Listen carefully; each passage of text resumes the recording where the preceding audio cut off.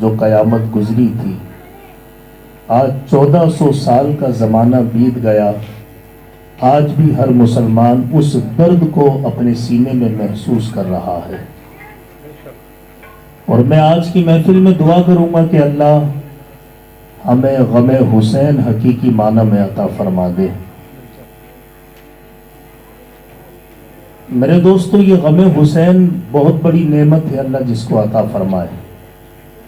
حسین سے محبت، حسین سے عشق، حسین سے پیار اور حسین کا غم، یہ اللہ تعالیٰ اپنے محبوب بندوں ہی کو عطا فرماتا ہے۔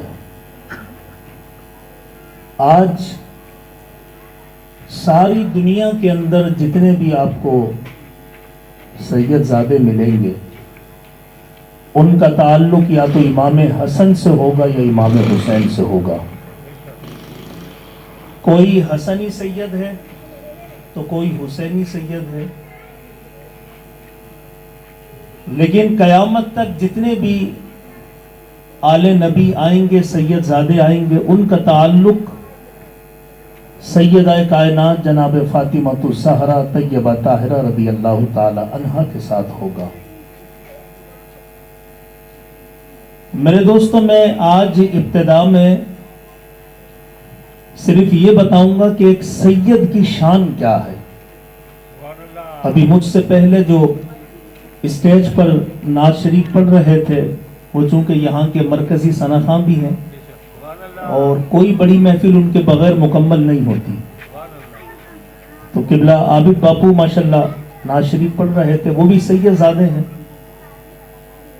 جتنے بھی قیامت تک سید آئیں گے، ان کا تعلق امام حسن یا امام حسین کے ساتھ وابستہ ہوگا۔ ایک سید کی شان آپ سماعت کیجئے گا، پھر اندازہ لگائیے گا کہ جب ایک عام سید کا یہ مقام ہے تو جو سیدوں کے سردار ہیں تو حسین کی شان کا عالم کیا ہوگا۔ ایک مرتبہ حج کا موسم تھا، یہ پرانے وقتوں کی بات ہے، پرانے زمانے کی بات ہے، جس وقت لوگ اونٹوں پر، خچروں پر، گھوڑوں پر حج کے لیے جایا کرتے تھے، گاڑیاں ہوتی نہیں تھی، تو ایک قافلہ تھا، لوگ پیدل بھی سواریاں کرتے تھے، پیدل بھی جایا کرتے تھے، تو کئی مہینوں کا سفر طے کر کے پھر وہ مکہ مکرمہ میں پہنچتے تھے۔ آج تو پاکستان سے فلائٹ پکڑتے ہیں تو 4 گھنٹے میں جدہ ایئرپورٹ آ جاتا ہے، اس وقت کئی مہینوں کا سفر طے کر کے لوگ حج بیت اللہ کے لیے جاتے تھے۔ تو ایک مرتبہ ایک قافلہ جمع ہوا حج بیت اللہ کی حاضری کے لیے، کعبۃ اللہ شریف کی زیارت کے لیے۔ وہ قافلہ دن بھر سفر کرتا تھا اور رات کو کسی بھی جگہ وہ پڑاؤ ڈال کے لوگ آرام کرتے تھے۔ اب روزانہ یہ سفر طے ہوتا رہا، سفر طے ہوتا رہا، سفر طے ہوتا رہا، یہاں تک کہ ایک دن جب شام کا وقت ہوا تو وہ قافلہ جو تھا کسی مقام پر پڑاؤ ڈالتا ہے، ٹھہرتا ہے آرام کی غرض سے۔ تو رات کا جب وقت ہوا تو اس قافلے کے اندر ایک شخص تھا جسے نیند نہیں آ رہی تھی، اس کی طبیعت میں بے چینی تھی۔ وہ اپنے خیمے سے باہر نکلا اور قریب ہی ایک کھلا میدان تھا، وہ کھلے میدان کی طرف چلا گیا تو چاندنی رات تھی، چاند کی روشنی سے پورا میدان جو تھا وہ جگمگا رہا تھا، چمک رہا تھا۔ وہ شخص رات کی اس چاند کی روشنی کے اندر دیکھتا کیا ہے کہ اس گراؤنڈ کے اندر ایک خاتون ہے جو اپنے چہرے کو چادر سے چھپا کر وہ سفر کرتی ہوئی جا رہی ہے۔ تو اس نوجوان کو بڑا تجسس ہوا کہ آخر یہ رات کے اس پہر میں اس میدان کے اندر یہ خاتون کر کیا رہی ہے۔ تو وہ خاموشی کے ساتھ اس خاتون کو دیکھتا رہا کہ دیکھتے ہیں یہ کرتی کیا ہے۔ تو وہ خاتون جس نے اپنے चेहरे और जिस्म को बड़ी सी चादर से ढांपा हुआ था। वो चलते चलते चलते चलते कहां जाती है, करीब ही एक मरा हुआ जानवर पड़ा था। वो खातून दाएं बाएं देखती है कि कोई बज़ाहिर देख तो नहीं रहा। वो खातून खामोशी से उस मरे हुए जानवर के करीब बैठती है और उसने अपने पास से एक छुरी, एक चाकू निकाला और उस मरे हुए जानवर का गोश्त उसने थोड़ा सा हिस्सा काटा और उसके पास जो एक कपड़े का थैला बना हुआ था, उसने उस गोश्त को उस कपड़े के थैले के अंदर डाला और खामोशी के साथ फिर दाएं बाएं देखा कि कोई देख तो नहीं रहा। उस मुर्दार जानवर का गोश्त लेकर वो खातून आगे की तरफ बढ़ गई।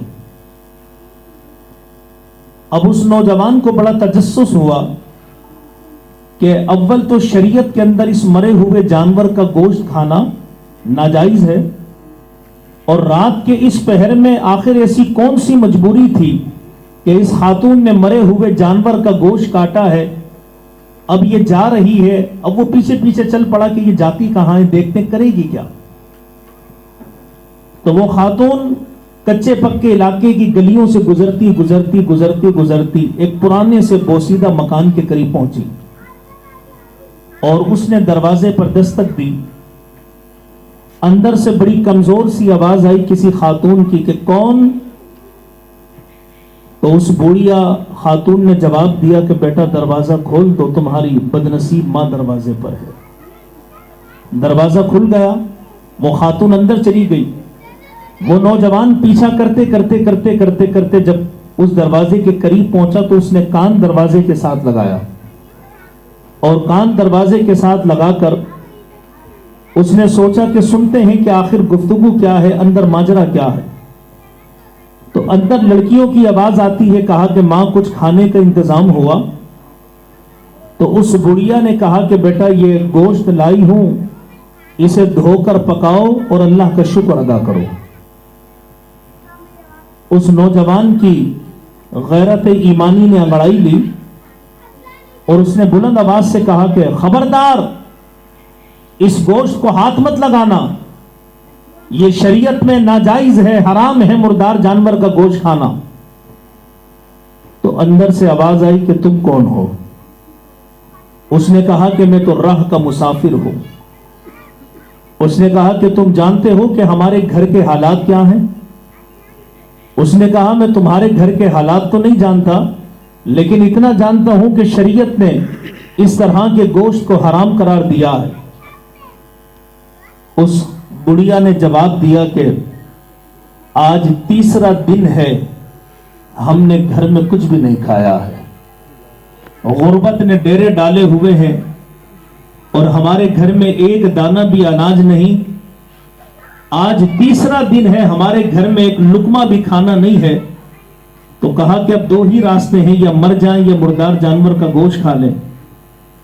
उस नौजवान ने कहा कि मुझे थोड़ा सा टाइम दीजिएगा, मैं आपके लिए अनाज का बंदोबस्त कर देता हूं, आप इसे हाथ मत लगाना। मेरे दोस्तों, अब बात सुनना, मैं आपको जिस मंजिल तक पहुंचाना चाह रहा हूं, जिस नतीजे पर पहुंचाना चाह रहा हूं, अगर ये बात आपको समझ में आ गई तो निस्बत हुसैन आपको समझ में आ जाएगी। वो बुढ़िया ने कहा कि हम 3 दिन से भूखे हैं और हमारे घर में एक दाना भी अनाज का नहीं है। उसने कहा कि थोड़ा सा इंतजार करो, मैं खाना लेकर आता हूं, अनाज भी लेकर आता हूं। वो नौजवान वहां से जल्दी से वापस लौटा और जो उस काफिले के जो अमीर थे, जो हज के अमीर थे, उनके पास पहुंचा। वो सो रहे थे, उन्हें जगाया। उसने कहा कि खैर तो है, तबीयत तो ठीक है तुम्हारी। उसने कहा कि तबीयत तो ठीक है। कहा कि रात की इस पहर तुमने जगाया है, क्या बात है। उसने कहा कि मैंने हज का इरादा कैंसिल कर दिया है, मैंने हज पे जाने का इरादा मौखर कर दिया है। आप ऐसा करें कि जो रकम मैंने आपको अपने हज के लिए दी थी, वो रकम मुझे वापस लौटा दी जाए और मैं हज में नहीं जा सकता।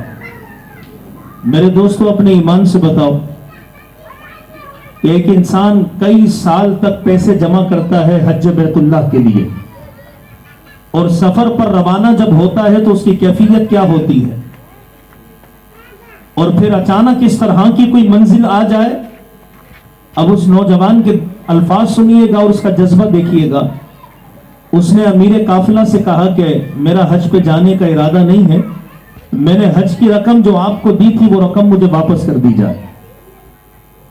تو امیر قافلہ نے کہا کہ تمہارا دماغ تو نہیں خراب ہو گیا؟ تم نے حج کی مکمل تیاری کر لی، گھر سے روانہ ہو چکے ہو، اور اتنی منزل ہم نے حج کی طے کر لی ہے، اب اس مقام پر تم پہنچ کر کہتے ہو کہ حج پہ نہیں جانا؟ کہا یقیناً تمہیں شیطان نے برغلا تو نہیں دیا؟ اس نے کہا کہ آپ کچھ بھی کہہ لیں لیکن میرا حج پہ جانے کا کوئی ارادہ نہیں ہے، آپ میری رقم مجھے واپس دے دیجئے. اب دیگر قافلے والے بھی جاگ گئے، انہوں نے بھی سمجھایا، کہا کہ تم یہ نادانی کا فیصلہ کیوں کرتے ہو؟ یہ تو بے وقوفانہ فیصلہ ہے. تم نے حج کی تیاری کی ہے اور روانہ بھی ہو گئے ہو اور اب انکار کرتے ہو، یہ تو اللہ کی رحمت سے منہ موڑنے والی بات ہے. اس نے کہا کہ آپ کچھ بھی کہہ لیں، میرا حج پہ جانے کا ارادہ نہیں ہے. خیر، لوگوں نے سمجھایا لیکن بات اس کی سمجھ میں نہیں آئی، یہاں تک کہ امیر قافلہ نے ساری رقم اس کو واپس دے دی. وہ قریب ایک اناج والے کے پاس گیا اور اس نے اس رقم سے بہت سارا اناج خریدا، اور جتنے پیسے بچے اس نے اس گندم میں، آٹے کے اندر وہ پیسے چھپا دیے، اور وہ سارا سامان اٹھا کر اس بڑھیا کے دروازے پر پہنچا. اور بڑھیا کے دروازے پر پہنچنے کے بعد اس نے دستک دی. اندر سے آواز آئی کہ کون؟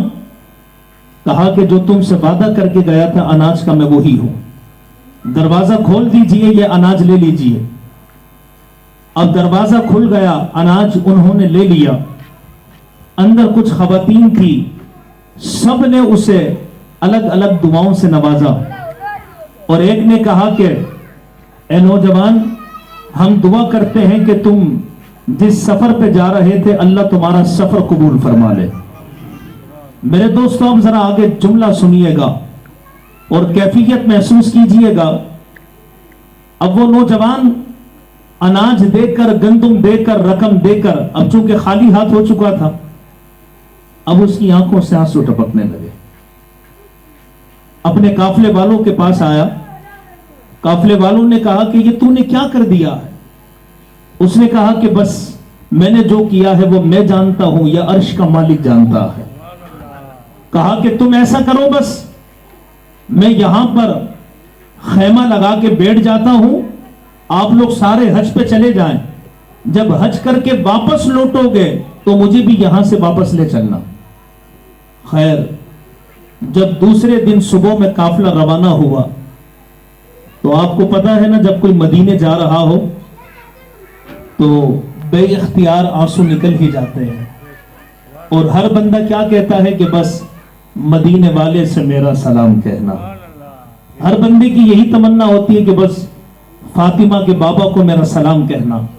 اور یہ کہنا آقا بہت سے عاشق تڑپتے سے چھوڑ آیا ہوں میں، بلاوے کے منتظر ہے لیکن نہ صبح ہو آیا نہ شام آیا. وہ قافلہ روانہ ہوا، اس نے برستی آنکھوں کے ساتھ سب کو روانہ کیا، اور پھر حج کے دن آ گئے، سب نے حج کر لیا. حج کرنے کے بعد قافلے واپس ہونے لگے. وہ نوجوان انتظار کرنے لگا کہ میرے علاقے کا قافلہ کب آئے گا. پھر وہ دن بھی آ گیا کہ جب اس کے علاقے کے قافلے والے جب اس کے پاس واپس لوٹے. میرے دوستو اب ذرا توجہ کے ساتھ سماعت کیجئے گا.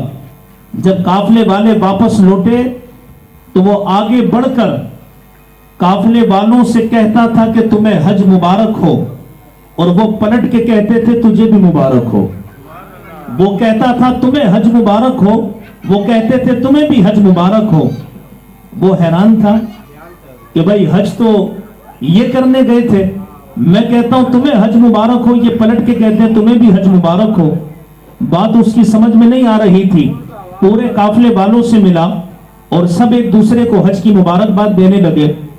اتنے میں ایک شخص اسی قافلے کا آگے بڑھا اور اس نوجوان سے ناراض ہو کر کے کہنے لگا، کہا نوجوان تم کہاں پچھڑ گئے تھے؟ اس نے کہا کہ کیا مطلب؟ اس نے کہا کہ جب ہم طواف کر رہے تھے تم بھی میرے ساتھ تھے، اور طواف کے دوران تم نے مجھے یہ امانت اپنی پکڑائی تھی، یہ تھیلا پکڑایا تھا، یہ تھیلا تم لینا بھول گئے، میں پورے سفر حج میں تمہیں تلاش کرتا رہا، کہاں چلے گئے تھے؟ وہ نوجوان بڑا حیران تھا کہ نہ میں کعبے کے قریب پہنچا ہوں، نہ میں نے طواف کیا ہے، اور یہ کہتا ہے کہ تم کعبے کا طواف کرتے ہوئے میرے ساتھ تھے اور تم نے یہ امانت بھی اپنی پکڑائی تھی، تھیلا تھا۔ اب اس نے وہ تھیلا پکڑ دیا اور حیرت کے ساتھ اس کو دیکھنے لگا کہ یہ ماجرا کیا ہے۔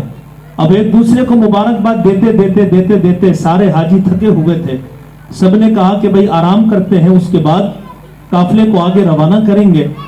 وہ حیران پریشان ہو کر اپنے خیمے تک پہنچا، اسے بات سمجھ میں نہیں آ رہی تھی۔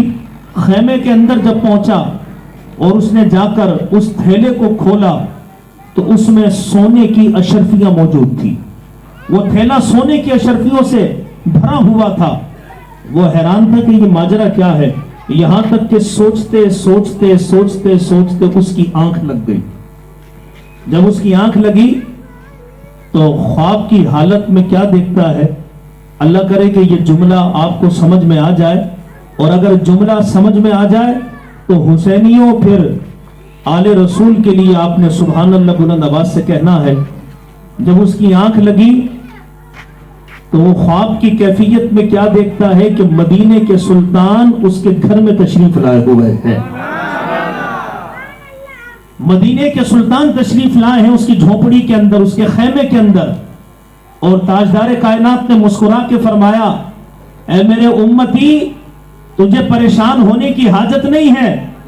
وہ کہنے لگا کہ یا رسول اللہ، میں نے حج نہیں کیا لیکن یہ لوگ مجھے مبارکباد دیتے ہیں، میں نے حج نہیں کیا لیکن مجھے گلے لگ کے مبارکباد دے رہے ہیں، اور یہ اشرفیوں کی تھیلی بھی مجھے پکڑا دی ہے۔ تو تاجدار کائنات نے ارشاد فرمایا، اے نوجوان، تو جانتا ہے کہ تو نے اپنا حج مؤخر کر کے، حج کو چھوڑ کر جو قیمت تو نے لی تھی اور جس کے گھر میں تو نے گندم اور اناج پہنچایا تھا، جانتا ہے وہ کس کا گھر تھا؟ وہ کہنے لگا یا رسول اللہ میں نہیں جانتا۔ آقا نے فرمایا وہ میری اولاد سید زادیوں کا گھر تھا۔ کہا تو نے جن کے ساتھ مدد کی تھی، جن کے ساتھ اللہ کی رضا کے لیے تو نے قدم بڑھایا تھا اور اپنے حج کے ارادے کو مؤخر کر دیا تھا، کہا کہ وہ سید زادیوں کا گھر تھا، اور کہا کہ 3 دن بیت گئے تھے ان کے گھر میں کچھ بھی نہیں تھا۔ کہا تو نے حج کے سفر کو کینسل کر کے ان کے ساتھ جو مدد کی ہے، کہا رب کی رحمت کو جوش آ گیا، تجھے پریشان ہونے کی حاجت نہیں۔ اگر یہ لوگ کہتے ہیں کہ تو طواف میں ان کے ساتھ تھا تو ان کی غلطی نہیں تھی۔ کہا کہ ماجرا یہ ہے کہ جب تو نے ان سید زادیوں کے ساتھ مدد کی ہے، مہربانی کی ہے، اللہ کی رحمت کو جوش آ گیا اور اللہ تعالیٰ نے تیری شکل کا ایک فرشتہ پیدا کر دیا ہے جو قیامت تک تیرے نام سے حج کرتا رہے گا، تجھے ثواب ملتا رہے گا۔ سبحان اللہ، کیا بات ہے۔ اور اس نے پھر کہا کہ یا رسول اللہ، یہ اشرفیوں کی تھیلیاں یہ تو میں نے طواف کے دوران نہیں دی تھی۔ تو تاجدار کائنات نے ارشاد فرمایا یہ محمد عربی کی جانب سے تحفہ ہے، اسے اپنا سمجھ کے قبول فرما دے۔